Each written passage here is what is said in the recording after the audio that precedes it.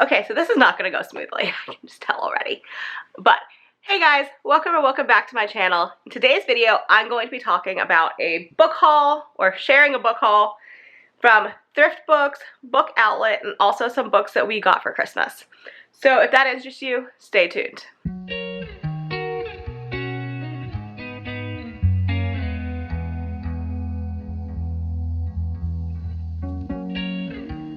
Alright, as I said, welcome back. Today's video is a big book haul, but I want to preface this with apologizing if you hear whining. There's a dog behind me. We got a puppy. I don't know how to film without the puppy being here because I can't leave him in the living room. He will pee somewhere. So he's here and he's kind of whiny. If you hear toddler whining, my 3-year-old's running around and she's being a 3-year-old. So if you hear any of that, I apologize. But I'm just going to go ahead and get straight into these books so that I can get this done relatively quickly for y'all.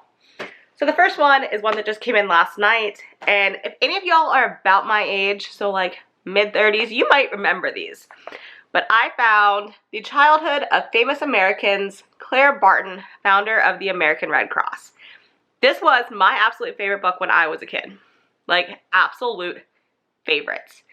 And for some reason, I was on Thrift Books and I got it up my butt to find this for my daughter. Obviously, it's wicked advanced for her. This is in no way her reading level, like she's 3. But I don't know, something drew me to buy it for her, so I did. It's obviously all about Claire Barton. It follows her life from her childhood in Massachusetts, through her founding the Red Cross, and then eventually through her retirement. I will probably do this as a read aloud this year. I think I'm going to do it, we're reading the Meet Josefina is what we're reading right now for our read aloud, so this will probably be after that. But I am so excited. I absolutely adored this book growing up, and I hope she will too. And I'm glad I could find it, because apparently, I don't know, it didn't look like it was new anywhere. The next book is one that my father gave me at Christmas. It was actually a book he bought himself, but I geeked out over it, and he gave it to me. And we will be using it in our homeschool in the future, but right now it is just for me. If anyone doesn't know this, I was a political science major in college, and I am a political science geek and a constitution geek, and constitutional law was actually one of my favorite classes. So just to preface this with my complete geekdom there, this is America, a Patriot's Handbook, which I will see if I can find this on Amazon or anything. My dad said he got it at Barnes & Noble's for like $5. Yeah, he said he found this at Barnes & Noble's for like $5. I know I've seen similar books at Sam's Club, but basically this is one book that contains pretty much every writing you can think of in American history. So it has the Mayflower Compact. It has the story of the first Thanksgiving. It has The Return of the Pilgrims by Robert Frost. It has the Declaration of Rights. It has a write-up about the Boston Tea Party, the Articles of Confederation, the Bill of Rights, the amendments to the Constitution. Just absolutely everything you can ever think of. It even has some of the Federalist Papers and Civil Disobedience by Thoreau. All that stuff that you learn in high school if you were an AP government student like I was, all that's in here. So I like to just use this to read, to refresh my memory and my mind. But I will also be using this in our homeschool once Madison is obviously older. Obviously, I'm not assigning these readings to a 3-year-old. But I would love to use this when we get to junior high or high school government. And those are the classes I am totally geeking out about ever teaching her. Like, it's going to be fun. We're actually doing our first government class in 5th grade because that will be when there's an election. And I've decided we're going to do government classes, you know, the 3 government classes that we're going to do throughout our time in homeschool. We're going to correlate them with election years so that they can be as much fun as possible. If you hate me, you can comment down below. It's all good. But yeah, we have America, a Patriot's Handbook. This one I got from Book Outlet, and this is actually for myself. It is called Sophia's War, A Tale of the Revolution. Okay, so it is actually about a woman named Sophia who becomes a spy for the American Revolution. I was just really appealed I was really appealed. For some reason, the description of this really appealed to me. I love spy novels. I love spy books. I worked in intelligence for my job before I had Madison. And it's something that's just always interested me. And I love reading about Revolutionary War spies because I think it's just really interesting. So I'm excited to read this. I will do a review on this if y'all want to see it when I am done. But yeah, basically she gets recruited to be a Revolutionary War spy after her brother is imprisoned on a British prison ship. And she's disgusted by what she sees on that ship, so she allows herself to be recruited. Alright, the next two kind of go together. And this I actually saw on a YouTube video talking about teaching history accurately to children. And the first one is Howard Zinn's A Young People's History of the United States, which I had seen this in our library and I was intrigued by it. But then I saw this YouTube video and it was actually a history teacher talking about what resources she would recommend to teach history in homeschool. So this was one of the ones that she recommended. And she said she starts reading it at about the 3rd grade level. So that's why I went ahead and bought it. I know we're nowhere near 3rd grade, but it's not that far off, and I would like to get an opinion of what's in here myself before I read it to my daughter. So it just has short stories through about American history, so you could just incorporate it into your curriculum. So like the chapter I just opened to is about the robber barons. Let's see, another one, we have slavery and the Emancipation Proclamation. So it has just short stories about parts of history, and I believe she said it's kind of more less often told stories. I have not read it yet. I'm just going off that YouTube video that I will link down below. But yeah, she pretty much said it's more of a people's history than what's in your history textbooks.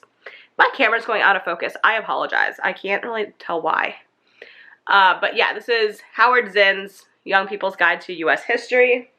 And then I also got the adult companion to that. So this is A People's History of the United States. It's the same title, just this is the children's version. This is the adult version. And again, I am really excited to read this. I am also a history geek. It's my favorite subject. It's one of the ones that I love. So, like, war is the health of the state. That is one of the chapters I just opened up to. I'm excited to read this. So I'll probably be reading this over the next few years, just reading it really slowly. But yeah, this is something that I saw in that video and it caught my eye, so I ordered both. I figured Madison can use this in elementary school, junior high school, and she can use this one in high school. And I can also use this one to pick out more facts that I want to teach and that type of stuff. So I got both of those on a complete whim. Before I get fully into my book, oh, I didn't tell you, both of those are off of eBay. Random. But before I get fully into book outlet books, I wanted to show you one more that I got off of Thrift books. And this is a book that I had a flashback to my childhood with. We always read this Christmas Eve when I was a kid. So this is The Treasury of Christmas Tales. And yeah, I read this so many times as a child. We used to read this every Christmas night. Or Christmas Eve, we'd just pick a story or two and read it. So I got the exact same book for my daughter, as I said, off of Thrift books. So I'm excited to read this next Christmas with her. It has just really classic stories, like it has A Christmas Carol, The Wishing Girl, The Little Match Girl, The Christmas Mouse, Jingle Bells, The Magic Toy Shop, The Littlest Angel, The 12 Days of Christmas, The Christmas Bear, The Nutcracker, The Tiny Elf, Oh Christmas Tree, The Elves and the Shoemaker, Little Drummer Boy, Christmas Carols, Happy Snowman, and Rudolph's Adventures. That was all real fast. But I will link all these books in the description box if I can find them again. But I'm so excited for this, and it's just like sentimental, my little kid Christmas traditions that I can bring back for Madison. So I'm very, very excited to have found this. As I said, the rest of this haul is from Book Outlet. For some reason, I cannot get that name right in my brain. That's why I keep hesitating on it. But Book Outlet. So these are, I'm just going to go in no particular order because my pile completely collapsed over here when I sat down. Sorry, I don't know why my nose is so itchy. Yeah, my pile collapsed when I sat down, so these are in no particular order. But the first one I have, we love these books. They are by Brad Meltzer. Ordinary People Change the World series. We have a bunch of them, but I grabbed a few more. So this is Anne Frank. Like I said, they're pretty short reads. We have a bunch. We've read them for years. I absolutely love them. I think the first one we got was Martin Luther King, and this one is Anne Frank. We have Neil Armstrong, Amelia Earhart, Walt Disney. We have a few of them. This one is Anne Frank. I was looking at how to teach the story of Anne Frank and, you know, the Holocaust in a more gentle manner. As, I mean, even if she's not a 3-year-old, because I probably won't read this to her as a 3-year-old, but I'll read it to her as a young elementary student. I wanted a more gentle way to teach it. I do have, like, the Diary of Anne Frank, but obviously I don't think a 3rd grader should be reading that, or a young kid should be reading that. So, yeah, we got this one that is more geared to children. The other one of those that we got is the same series, and this is I Am Benjamin Franklin. And I'm going to try to tie this into, I believe Benjamin Franklin is in our curriculum for kindergarten next year. So I will be probably tying this in to that. Next up, I saw this one for like $2, so I had to get it. This is the problem with Book Outlet, by the way, if y'all haven't been there. Everything is super cheap, so you add everything to your cart and you get things that your kids won't read for like 5 years. But they're really cool. So this is Malala, My Story of Standing Up for Girls' Rights by Malala Yousafzai. And I've actually wanted to read this. So I might read this for myself and then read it to Madison at a later date. But it's basically the autobiography of Malala Yousafzai. And again, like I said, I think it was like $3, which alright, we're just gonna ramble a little bit here. I do not get Book Outlet. So they say that it's overstock from the bookstore and or there's a minor damage. All the books that I've gotten, the extent of minor damage is like, this one's a little warped right here. Like, that's the extent of the damage, is like that warping on the book for $3. So I'm always amazed by what I can find there. If you haven't looked at Book Outlet, I will have my link in the description box for, I believe it's $10 off your first order of $20 or more. I think that's what they do. But I'll have my link in the description box if you want to check it out. They're absolutely awesome. And their books are super cheap, and they have everything. So we got that. The next one I got, my husband and I actually both said to get this, which I do not buy these little I can read books very often. I rarely buy these, like, I can read too. I have enough readers. I rarely read them. But this is in a dark, dark room and other scary stories. And there's one story that my husband and I both remember from our childhood about a girl who has a green ribbon around her neck. And she never unties the ribbon. She never takes the ribbon off. And one day she takes it off and her head falls off. I'm sure that's not an accurate retelling of that story, but something along those lines. It's like the girl with the green ribbon around her neck. But that story is in here. I don't know why I want to torture my daughter with this book, with this scary story that has stuck with both my husband and I. But I wanna.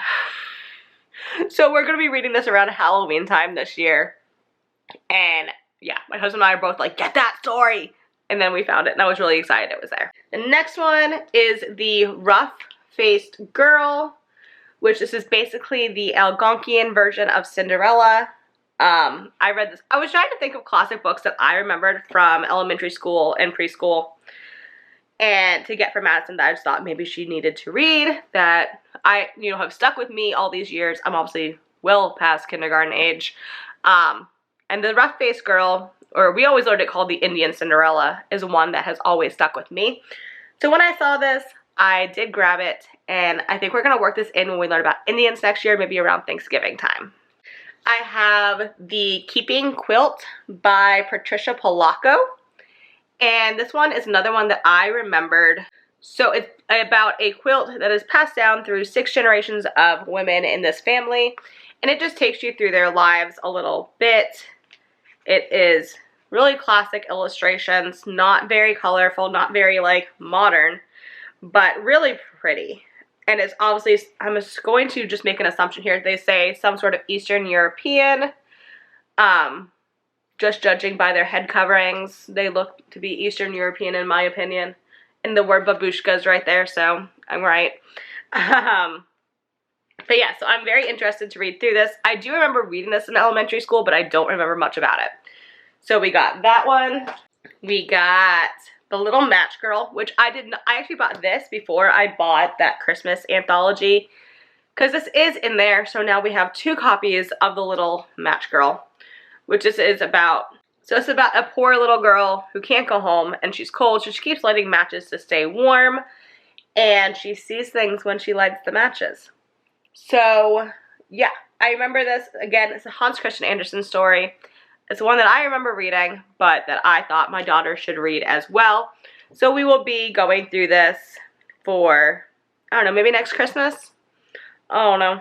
But look at the illustrations. It's just so colorful and vibrant. Like, that was what stood out to me and what I remembered from childhood. So I'm excited to have that. Then we have a classic that I am sure you all know, and this is Stone Soup. I can blatantly remember sitting in our public school library, reading this out loud, acting it out as a play. Yeah, we acted this out as a play.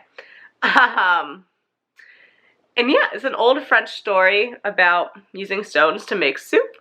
And I'm really, really excited about it. It's all about soldiers and they make stone soup.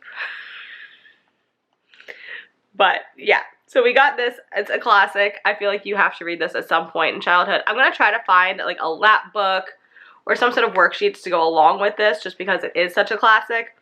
But I'm excited to read this one with her. In the last book I got, I'm just realizing like a lot of these are the Caldecott Award winners, which is probably why I remember them so well. This is Stregonona by Tommy DePaulo.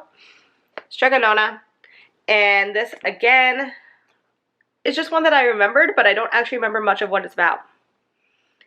I'm not gonna lie. It's Italian, I believe. Yeah. These books don't have a very good description on the back. That's why I'm just kind of like, yeah, something happens. Yeah, they're in Italy. Calabria. Yeah, I believe that's Italy. Yeah, but it just has these really pretty graphics. Again, the pictures are what I remember from when I was a kid. I don't remember much of the story, but I remember the pictures. And so we got this one to go with it, us.